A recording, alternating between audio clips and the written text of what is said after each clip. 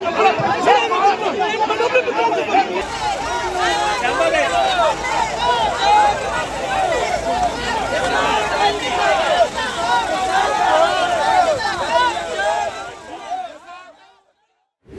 నిర్వాసితుల పిలుపు మేరకు అడ్మిన్ బిల్డింగ్ ముట్టడి గేట్ల దగ్గర నిరసన కార్యక్రమం చేయాలని చెప్పేసి పిలుపునివ్వడం జరిగింది. అదే విధంగా గ్రామస్తులందరూ కూడా తరలి రావడం జరిగింది. ఈ రోజు ఈ గ్రామస్తులందరికీ కూడా గత 40 సంవత్సరాల నుండి ఉపాధులు లేక, ఉద్యోగాలు లేక ఎటువంటి బాధలు పడుతున్న వాళ్ళందరూ కూడా ఈ రోజు ఇక్కడికి వచ్చి నిరసన కార్యక్రమం చేయడం జరిగింది.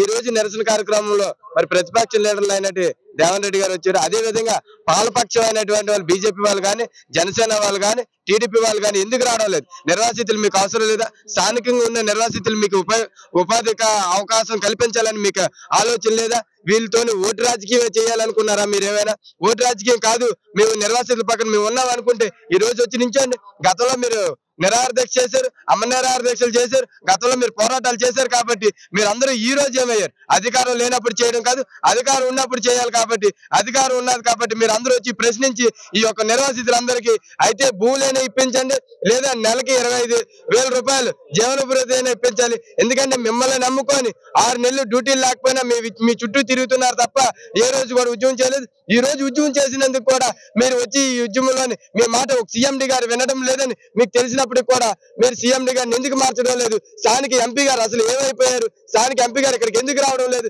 స్థానిక ఎంపీ గారికి నిర్వాసితుల పట్ల చిత్తశుద్ధి లేదా? నిర్వాసితుల ఓట్లు అవసరం లేదా? మీరైతే మటుకు ఈ ఉద్యమాన్ని తీవ్ర స్థాయికి మీరైతే మళ్ళిస్తాము. ఈ రోజు ఐఎన్టీసీగా మేమైతే పిలుపునివ్వడం జరుగుతుంది.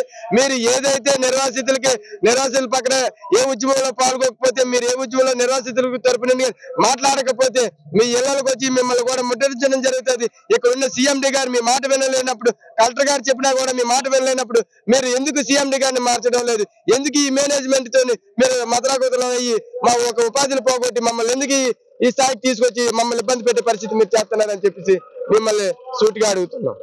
ఈరోజు మెయిన్ గేట్ కి ఉక్కు నిర్వాసితులు చలో మెయిన్ గేట్ కి ధర్నా కార్యక్రమం పిలిపించారు.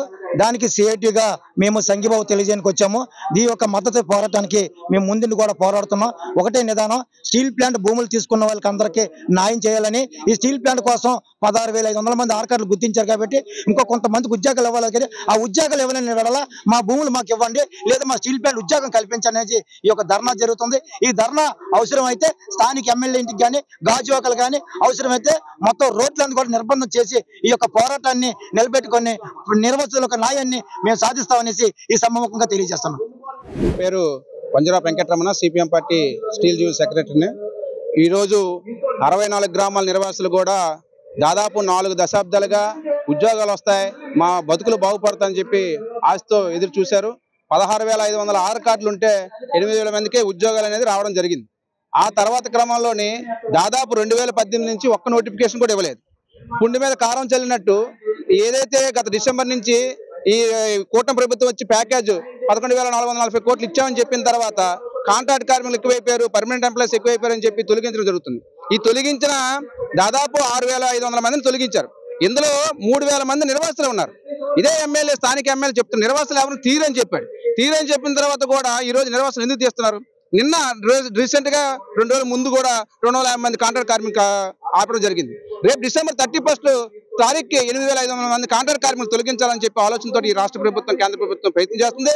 దీనికి వ్యతిరేకంగా ఈ రోజు జరుగుతున్న పోరాటానికి సిపిఎం పార్టీ పూర్తి మద్దతు తెలియజేస్తుంది. అదేవిధంగా ఈ రోజు నిర్వాసులు ఏదైతే డిమాండ్ పెట్టారో 1 టైం సెటిల్మెంటా, లేకపోతే ఈ మిగిలి భూములు నిర్వాసులకు ఇవ్వాలని, ₹1 కోటి నష్టపరిహారం ఇవ్వాలని, ఆ సెటిల్మెంట్ అయ్యే వరకు ప్రతి నిర్వాసుల ఆర్ కార్డు నెంబర్ ఉన్న వాళ్ళందరూ కూడా 25,000 రూపాయల నిరుద్యోగ వృత్తి ఇవ్వాలని, అదేవిధంగా ఇమీడియట్ గా ఈరోజు మ్యాన్ పవర్ తగ్గిపోయింది, రిక్రూట్మెంట్ స్టార్ట్ చేయండి, నిర్వాసులకు ఉద్యోగ అవకాశాలు కల్పించాలని చెప్పేసి సిపిఎం పార్టీగా డిమాండ్ చేస్తున్నాం.